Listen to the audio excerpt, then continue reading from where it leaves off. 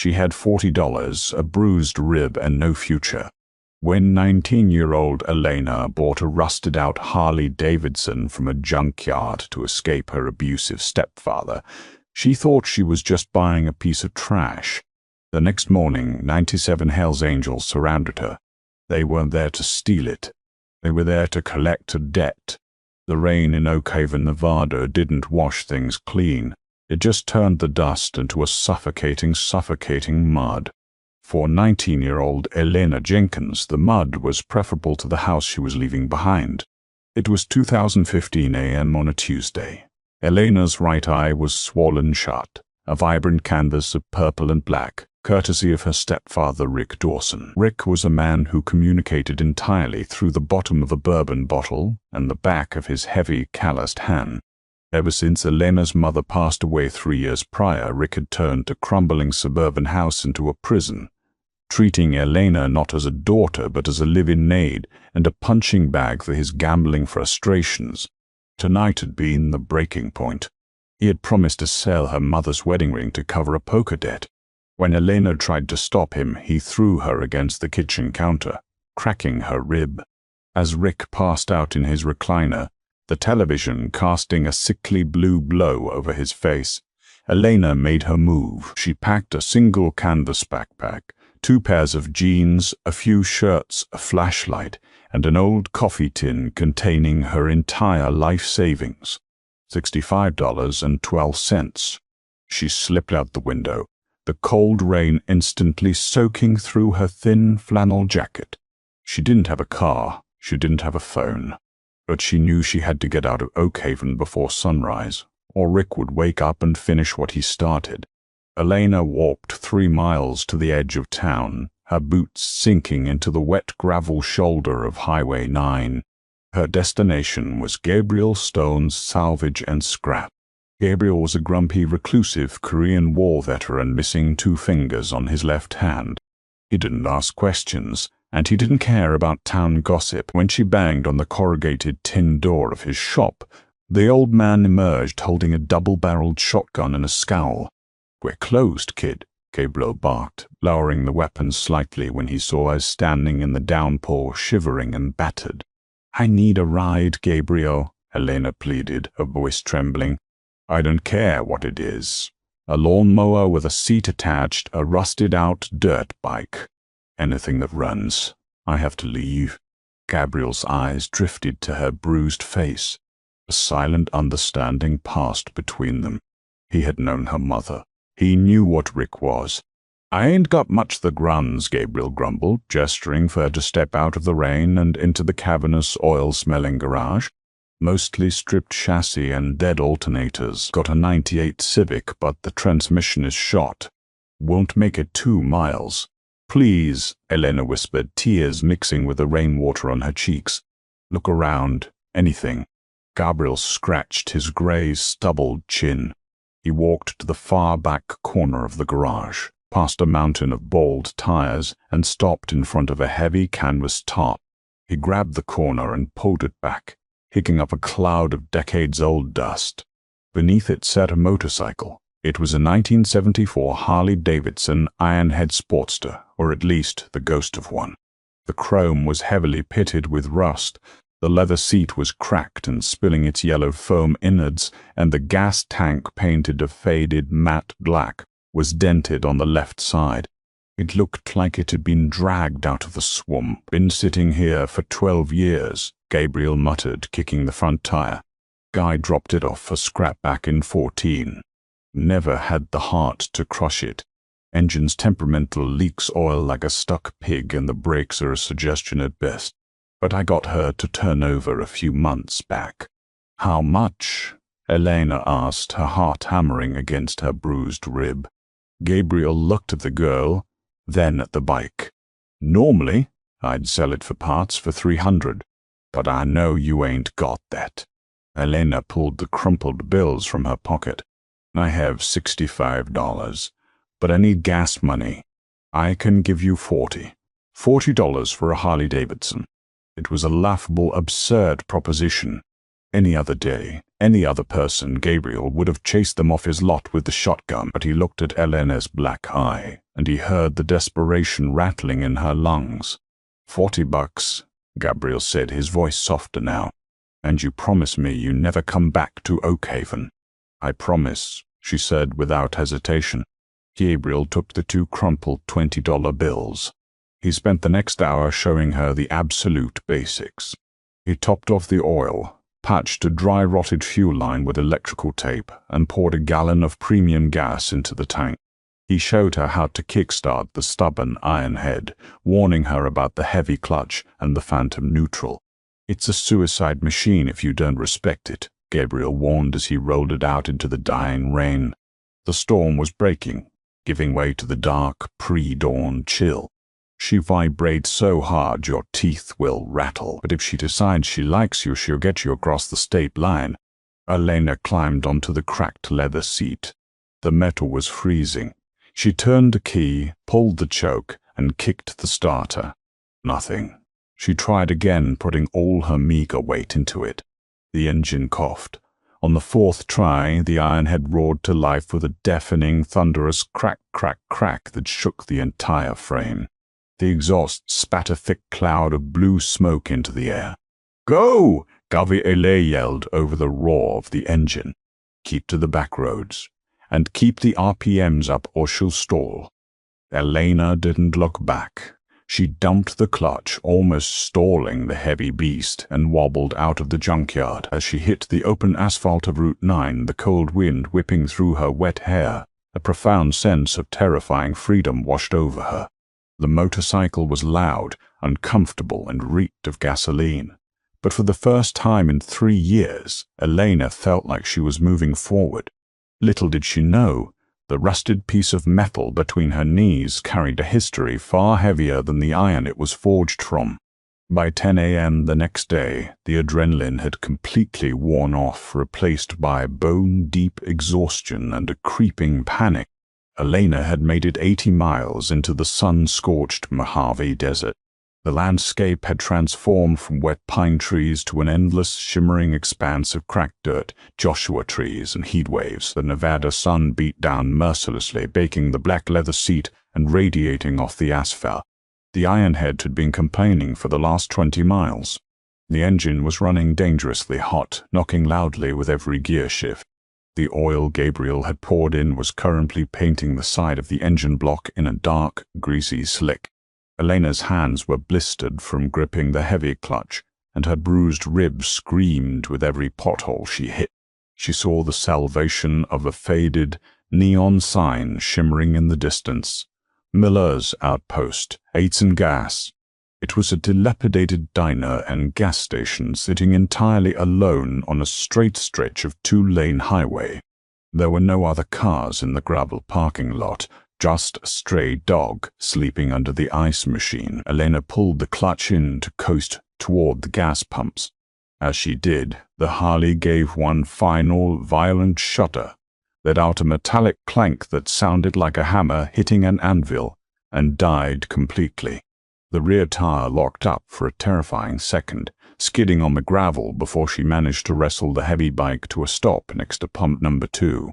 She sat there for a moment, the silence of the desert rushing in to replace the deafening roar of the exhaust. She tried to kickstart it again. The kick lever wouldn't even budge. The engine was seized. "No, no, no," Elena whispered, tears of pure frustration welling up. She climbed off the bike, her legs trembling from the vibration, and sank to the ground beside the rusted exhaust pipes. She was stranded in the middle of nowhere with $25, a broken rib, and a dead $40 motorcycle. She went inside the diner. The air conditioning was broken. A bored waitress named Betty poured her a glass of tap water. Elena sat in a vinyl booth, staring out the window at the dead Harley, trying to figure out if she could hitchhike. Then her blood turned to ice water. Pulling off the highway and crunching into the gravel parking lot was a rusted, dark green 1999 Ford F-150. The front grille was missing, and the passenger side window was taped up with plastic. It was Rick. He had woken up, realized she was gone, and likely beat the information out of someone in town. Maybe he even recognized the fresh tire tracks leading away from Gabriel's. The desert highway only went one direction, out of Oakhaven. Elena's breath hitched in her throat. She slid down into the booth, hoping he hadn't seen her. But Rick didn't look at the diner first. He parked his truck directly behind the dead Harley-Davidson, blocking it in. He stepped out of the truck. He was a massive man, over 250 pounds, wearing a dirty white undershirt and steel-toed boots. In his right hand, he carried a heavy iron tire iron. He kicked the Harley's front tire, knocking the bike off its kickstand and sending it crashing into the dirt. "Elena!" Rick bellowed, his voice carrying through the thin glass windows of the diner. "I know you're in there. Get out here right now, or I'm coming in to drag you out by your hair." "No, that's it." Betty, the waitress, backed away from the counter, eyes wide with fear. "Honey," she whispered to Elena, "do you want me to call the sheriff? It would take him 45 minutes to get out here."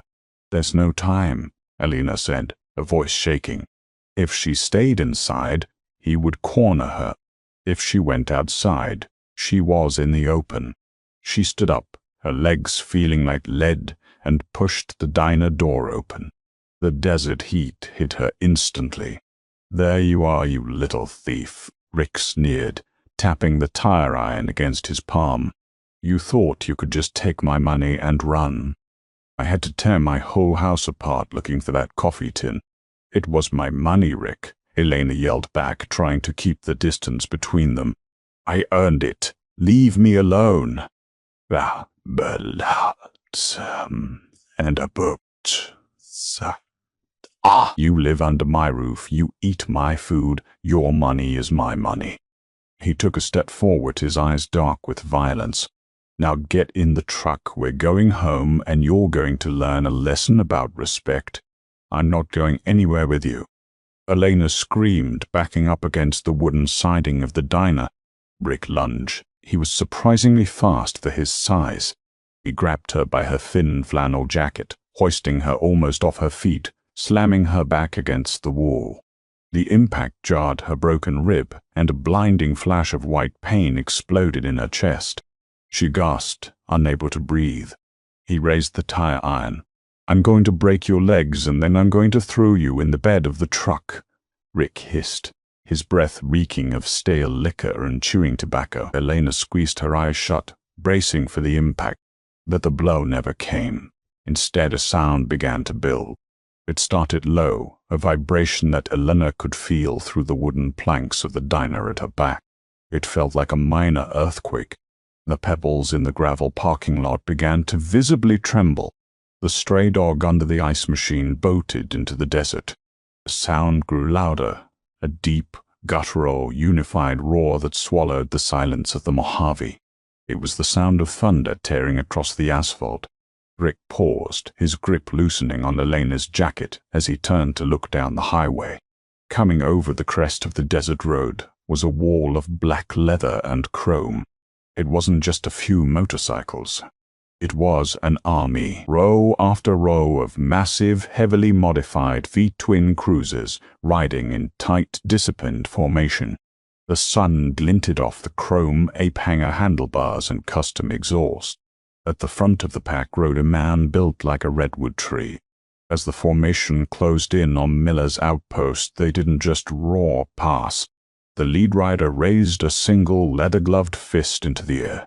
97 motorcycles signaled, downshifted, and swarmed the parking lot of the diner. They circled the gas pumps. They blocked the exits. They completely surrounded Rick's beat-up Ford F-150. The noise was absolutely deafening, a physical force that pressed against the chest. The riders wore heavy leather cuts over denim jackets. On their backs was the unmistakable, terrifying insignia, a skull with wings, the Hell's Angels Motorcycle Club. Rick dropped Elena completely, taking 2 panicked steps backward. His tire iron suddenly looked like a plastic toy compared to the heavy chains, combat knives, and sheer physical intimidation of the men surrounding him.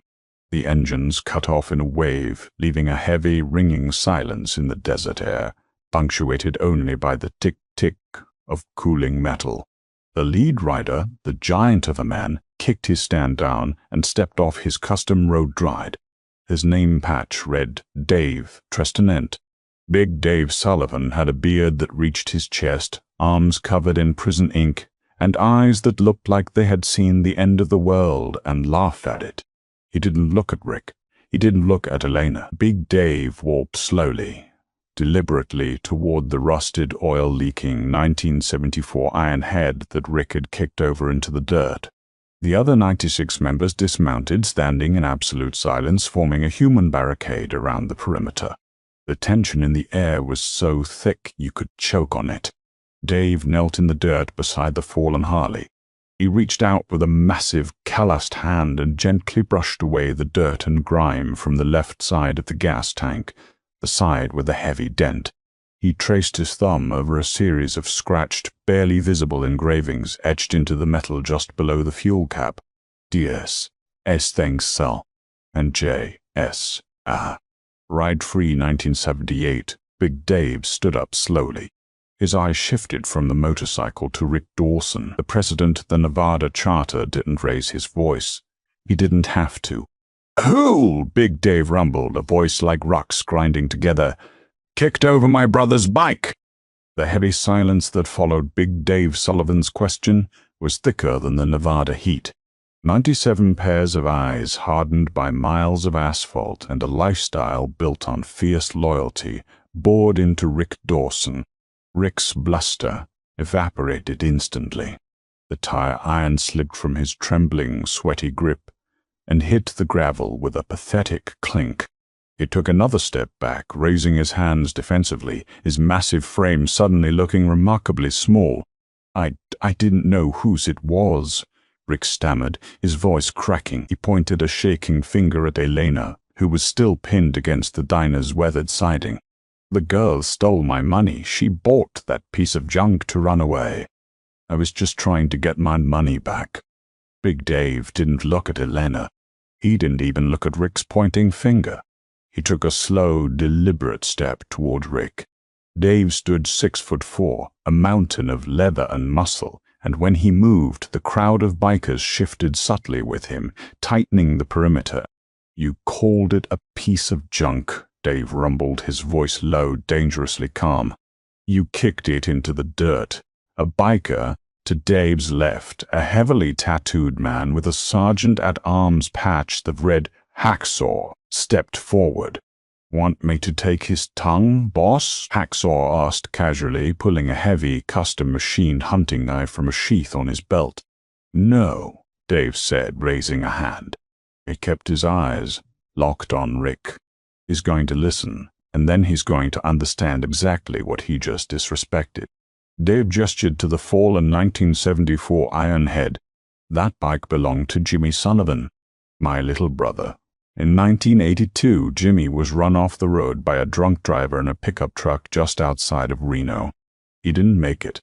The police impounded the bike, and by the time I got out of the hospital to claim it, some crooked tow yard operator had sold it off the books.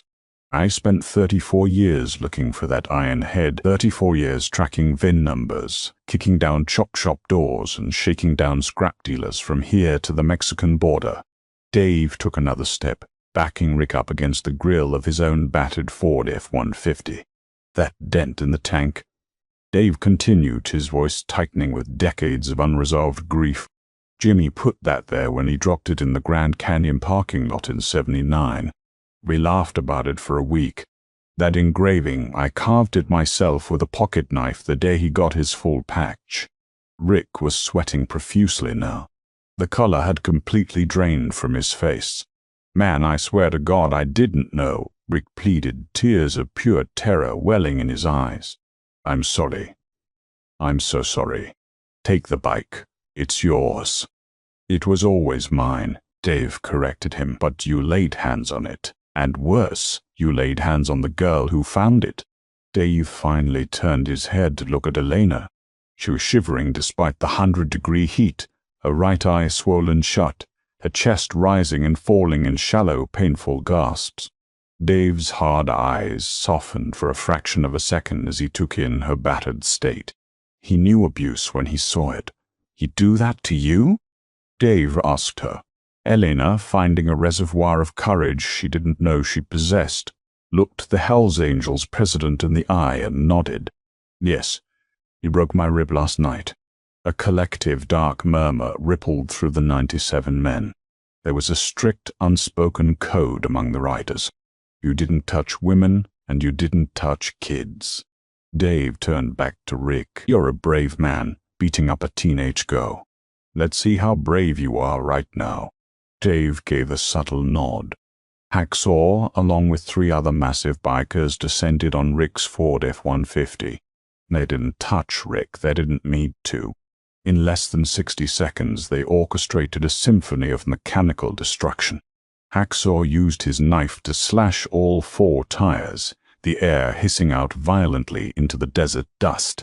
Another biker took a heavy chain and smashed the headlights, the windshield, and the mirrors. A third popped the hood and took a crowbar to the radiator and the distributor cap. The truck was completely irreversibly dead.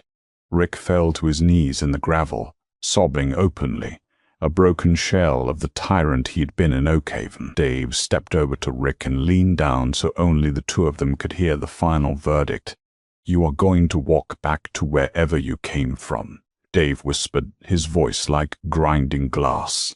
If I ever hear your name again, if I ever find out you came looking for this girl, I won't send my brothers. I will come for you myself. Do we have an understanding? Rick nodded frantically, weeping into his dirty hands. Start walking, Dave ordered. Rick scrambled to his feet and began half running, half stumbling down the burning asphalt of Highway 9, leaving his ruined truck behind. The bikers parted in silence to let him through, their cold stares following him until he was nothing but a shimmering speck in the desert heat waves. With Rick gone, the oppressive tension in the parking lot finally snapped. Dave walked over to the fallen Harley-Davidson. With surprising gentleness, he grabbed the handlebars and hoisted the heavy, oil-leaking machine back upright, kicking the stand into place. He pulled a red bandana from his back pocket and carefully wiped the desert dust off the engraved D, S and J, Thal 1, S on the gas tank. Then he walked over to Elena. She was still pressed against the diner wall, overwhelmed and exhausted. You okay, kid? Dave asked, his massive frame blocking out the blinding sun. My rib hurts, Elena whispered. And my bike is dead. Dave let out a deep, rumbling chuckle. Yeah, Jimmy's iron head always was a stubborn mule. Never liked the heat. How did you get it? Elena explained everything. She told him about her mother dying, about Rick's drinking and gambling, and the $40 she gave to Gabriel at the salvage yard just to escape. She told him how the bike fought her the whole way, practically shaking her teeth loose, before finally seizing up at the gas pump. Dave listened in silence. When she finished, he looked back at the rusted iron head. It didn't seize up on you to leave you stranded, Dave said quietly. It seized up to make you stop here. If you had kept riding, he would have run you off the road in that truck. Jimmy's bike saved your life. Elena looked at the rusted machine. For the first time, it didn't look like a piece of junk. It looked like a guardian angel draped in pitted chrome. I bought it fair and square, Elena said, a hint of defiance returning to her voice. I gave Gabriel my last $40. I don't have anything else. Dave smiled, a genuine, warm expression that completely transformed his scarred face. I know you did, and the Hells Angels honor a fair trade. But this bike belongs with the club. It's family, so I'm going to buy it back from you.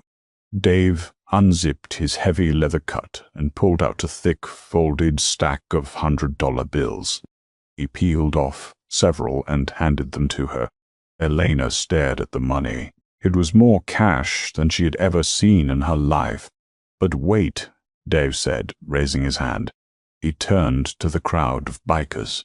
Brothers, this girl spent her last dime to rescue Jimmy's ghost from a scrap heap. She brought him back to us. What's that worth to the Nevada Charter? Hacksaw was the first to move. He pulled off his leather riding glove, reached into his denim pocket, and pulled out a wad of cash. tossing it into a leather saddlebag unclipped from a nearby bike. "For Jimmy," Axel grunted. One by one, all 96 remaining members walked past the saddlebag. They dropped in 20s, 50s, 100s. They were outlaws, mechanics, construction workers, and bouncers. But in that moment, they were a unified family paying a debt of honor. When the last man had walked past, Dave picked up the heavy leather bag and handed it to Elena. "There's over $12,000 in there," Dave said. "That's for the bike, and that's to start your new life." Elena took the heavy bag, her knees buckling slightly. The tears she had been fighting back finally spilled over. She had woken up that morning with a bruised face, $65, and no hope. Now, she was holding a fortune. I don't know what to say," Elena cried, clutching the leather bag to her chest. "You don't have to say anything," Dave replied. He signaled to the back of the pack. A large black support truck with an enclosed trailer pulled up. Two bikers lowered the ramp and carefully, reverently, pushed Jimmy's rusted iron head up into the trailer, securing it with heavy ratcheting straps. Dave pulled a small, black business card from his pocket and pressed it into Elena's hand.